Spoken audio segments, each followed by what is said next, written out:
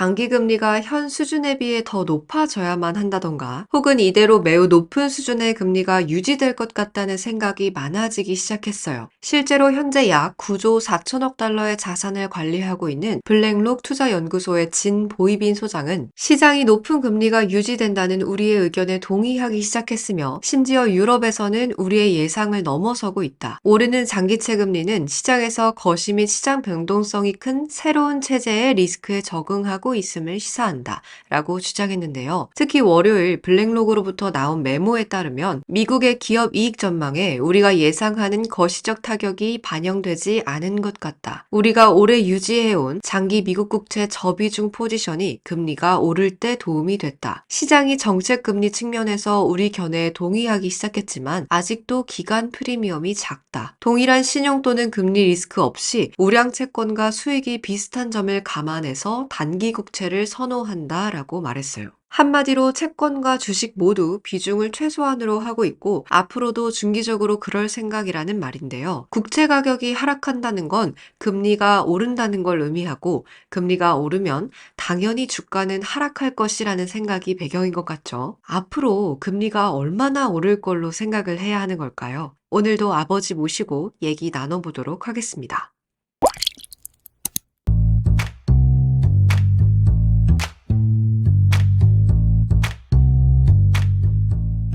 아버지, 월가의 황제로 불리는 분이죠. 이 제이미 다이먼 JP모건 체이스의 최고 경영자는 한술 더 떠서 미국의 기준금리가 7%까지 오를 가능성을 경고했어요. 다이먼 CEO는 인도 문바이 현지 타임스 오브 인디아와 가진 인터뷰에서 미국의 금리가 제로에서 5%대로 올라가는 것이 일부 상황들을 당황하게 했지만 아마도 5%까지 오를 가능성에 대해서 염려 정도는 하고 있었을 것이다. 하지만 누구도 미국의 기준금리가 7%에 이를 시나리오에 대해서는 전혀 대비하지 못하고 있는 듯하다라고 말을 했어요. 이 말은 조금 역설적으로 들리는데요. 아무도 지금까지 5% 금리까지는 도달을 가능한 수준이었다고 예측하지 못했겠지만, 설령 그렇게 예측을 했더라도 7%의 금리 수준에 대해서는 아예 예측하고 있는 사람이 전무하다는 의미의 메시지라고 봐야겠죠. 내 생각도 같아. 9월 FOMC 회의에서 연준은 기준금리를 현행 5.25에서 5.5%로 동결하고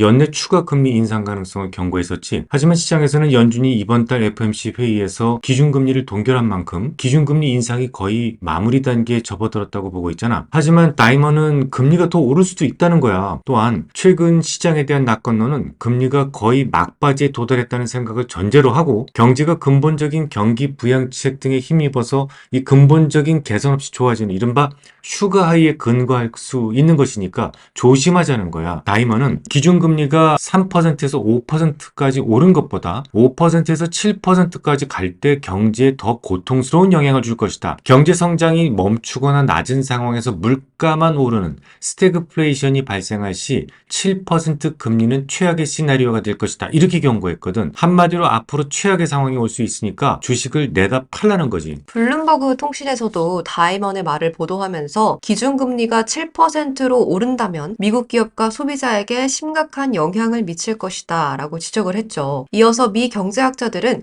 향후 12개월 동안 미국의 경기 침체 가능성이 60%라고 보고 있는데, 이는 블룸버그 이코노믹스의 예측보다는 낙관적인 것이라고 덧붙였어요. 그러니까 침체 가능성은 60%보다 훨씬 더 높다는 주장이었죠. 근데 아무리 다이먼 회장이라고 해도 7%는 좀 너무 심한 게 아닌가 하는 생각이 들거든요. 금리를 관장하는 사람들 중에서 중요도가 높은 사람 중에 한 명이죠. 존 윌리엄스 뉴욕 연은 총재는 다른 말을 했어요. 총재는 9월 29일 뉴욕 연은 홈페이지에 올린 연설문에서 현재 나의 평가는 우리가 연방 기금금리의 목표 범위의 고점에 있거나 혹은 근접해 있다는 것이다. 다만 인플레이션은 지난해 고점에서 내려오고 있으나 여전히 높다. 우리는 물가 안정을 완전히 회복하기 위해 여전히 가야 할 길이 있다. 인플레이션을 억제하는 데 있어 연준이 상당한 진전을 이루었으며 특히 공급망 병목 현상이 해소되면서 상품 가격이 크게 둔화한 점에 주목한다. 앞으로 주거와 노동 비용이 계속 완화되도록 하는 것이 가장 큰 과제이며 인플레이션이 연준의 2% 목표치로 이동하기 위해서는 주거비와 노동 비용에서 추가적인 둔화를 볼 필요가 있다. 올해 말까지 인플레이션이 3.25%로 둔화하고 내년에는 2.5%, 2025년에는 2%에 근접할 것으로 전망한다. 이를 위해서는 우리가 당분간 제약적인 통화 정책을 유지할 필요가 있을 것이다. 이렇게 말했거든요. 이 말은 물론 금리가 제약적인 수준을 좀 더 오래 유지되어야만 한다는 전제하에 이미 정책 금리는 고점이거나 많이 올라봐야 한 25베이스 포인트 정도가 남아 있다는 말로 해석이 되거든요. 뭐 두 분 다 중요도가 워낙 높기 때문에 누구 말이 맞을지는 막상 닥치기 전까지는 누구도 알 수 없어. 하지만 아빠 생각은 기준금리보다는 장기금리의 상승이 더 큰 문제라고 생각해. 기준금리가 상승세를 멈춘다고 하더라도 장기금리 상승은 더 오래 지속될 수 있거든. 그러니까 아버지 말씀은 연준의 정책 금리가 상승을 중단한다고 해도, 그러니까 연준이 우리 이제 더 이상 금리 인상 안 하겠습니다 라고 해도 장기 금리가 더 오를 수도 있다는 말씀인 거죠. 뭐 그럴 수도 있지. 미국이 장기금리는 세 개의 요인으로 구성되어 있거든. 실질 단기금리, 그리고 기대인플레, 그리고 텀 프리미엄이야. 실질 단기금리는 연준의 정책금리와 연동되어 있어 금리 인상이 마무리 국면에 진입하면서 실질 단기금리는 하락 중에 있지? 이걸 보면 시장은 연준의 금리 인상이 이미 끝났거나 혹은 거의 끝나가고 있다고 생각하는 것 같아. 다음 기대 인플레이션 요인으로 장기 금리가 대략 20베이스 포인트 정도 상승한 것으로 보고 있어. 일반적으로 경기가 상승하면 한 3개 분기 시차를 두고 인플레가 상승하게 되는데 지난 9월 FOMC 회의에서 경기에 대한 전망이 확 달라졌을 정도로 좋게 수정됐거든. 경기 기대치가 높아지는 것만큼 기대 인플레이션도 따라 상승하는 것이 맞겠지?